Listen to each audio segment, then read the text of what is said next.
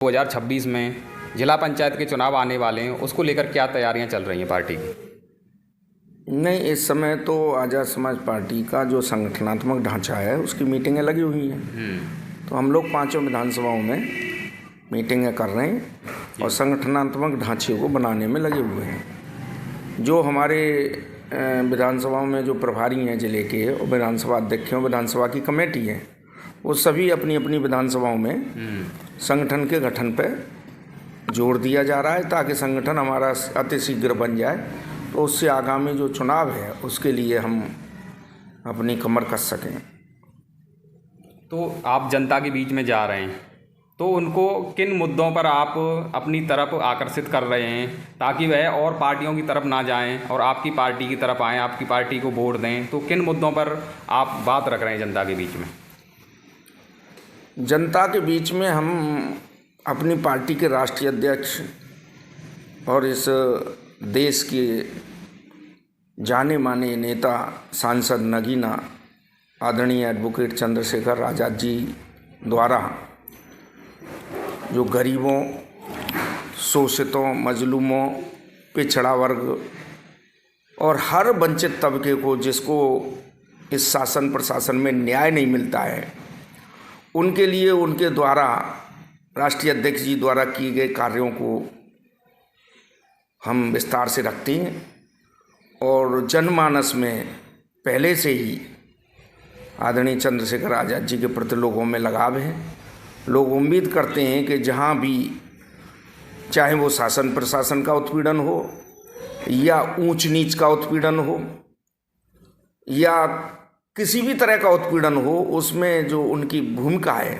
और आज़ाद समाज पार्टी की भूमिका है और संगठन भीम आर्मी के कार्यकर्ताओं की भूमिका है, वो चीज़ हमको कार्यकर्ताओं में रखने से और उनका स्नेह मिलता है। सांसद चंद्रशेखर आज़ाद जी ने अपने यूपी में 18 जो मंडल हैं उनमें जनसभाएं की, प्रबुद्ध जन सम्मेलन किया, उसके बाद कोई मंथन हुआ, उसका रिजल्ट क्या निकला? आदरणीय सुनील कुमार चित्तौड़ जी एक मजे हुए संगठन के नेता रहे हैं, तो जो उनकी दूरदृष्टि सोच थी कि उन्होंने भाई को डिस्कस करके तैयार किया और 18 मंडलों में जो प्रबुद्ध जन सम्मेलन किए, उन सम्मेलनों में एक के बाद एक जब 18 सम्मेलनों में कार्यकर्ताओं का, प्रबुद्ध जनों का, बुद्धिजीवियों का, ओल्ड एज पर्सनों की जब उपस्थिति होना शुरू हुई, तो स्वाभाविक रूप से वो जब मीडिया में गया या आप जैसे भाइयों के माध्यम से जो सोशल मीडिया में गया, तो लोगों में एक उत्साह पैदा हुआ कि हाँ, आज़ाद समाज पार्टी उभर रही है और आज़ाद समाज पार्टी को सपोर्ट करना चाहिए। और इन प्रबुद्ध जन सम्मेलनों का ही परिणाम है कि आज आप जानते हैं कि देश के अंदर आज़ाद समाज पार्टी को लोग जानने और पहचानने लग गए हैं। जी, अभी सांसद जी चंद्रशेखर आज़ाद जी अभी मध्य प्रदेश में गए, इंद्रगढ़ दतिया नामक जगह पे भी एक जनसभा को 6 दिसंबर को बाबा साहेब के परिनिर्वाण दिवस पर उन्होंने एक महारैली बुलाई। उस हिसाब से तो उसका मेन उद्देश्य क्या था? देखिए, कई बार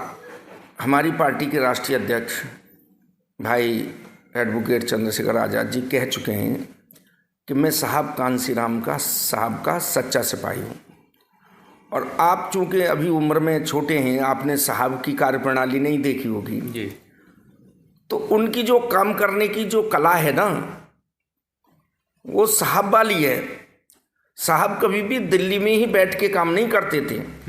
साहब के बारे में, मानवर साहब के बारे में आपने देखा होगा, कभी उड़ीसा चले गए, कभी मध्य प्रदेश चले गए, कभी राजस्थान चले गए, और जहाँ जहाँ उत्पीड़न दमन होता था वहाँ वहाँ चले जाते थे। और जहाँ जहाँ सामाजिक संगठनों के द्वारा या जिम्मेदार लोगों के द्वारा प्रोग्राम रखे जाते थे, चाहे वो बाबा साहब के जन्म दिवस का हो जी, चाहे बाबा साहब के परिनिर्वाण दिवस का हो, चाहे महात्मा ज्योतिबा फुले, माता सावित्रीबाई फुले जी का जन्म और परिनिर्वाण हो, चाहे साहू जी महाराज जी का हो, गाडगे साहब का हो, मतलब जितने भी महापुरुषों के जहाँ प्रोग्राम होते थे, सोशल प्रोग्राम होते थे, तो वो उनमें हिस्सा लेते थे। जी। तो ये जो मध्य प्रदेश के दतिया में जो प्रोग्राम हुआ है, वो हमारे वहाँ के मध्य प्रदेश के वरिष्ठ नेताओं द्वारा, आज़ाद समाज पार्टी के नेताओं द्वारा एक बाबा साहब डॉक्टर भीमराव अंबेडकर जी के परिनिर्वाण दिवस का प्रोग्राम रखा था, और वो संभाग का था, एक छोटे से हिस्से का था मध्य प्रदेश के का, और उसमें भाई को मुख्य अतिथि बनाया था। तो वो वहाँ गए, और आपने देखा भी होगा कि लोग ये कहते थे कि आज़ाद समाज पार्टी उत्तर प्रदेश में दतिया का प्रोग्राम आपने मीडिया पे देखा होगा कि वो हमारा सहारनपुर का जो प्रोग्राम था ना, वो ऐसा ही भव्य प्रोग्राम दतिया वाला था, मुजफ्फरनगर जैसा। हाँ, ऐसा ही प्रोग्राम था। आप उसमें भीड़ देखिए, गैदरिंग देखिए। मध्य प्रदेश तो बहुत पिछड़ा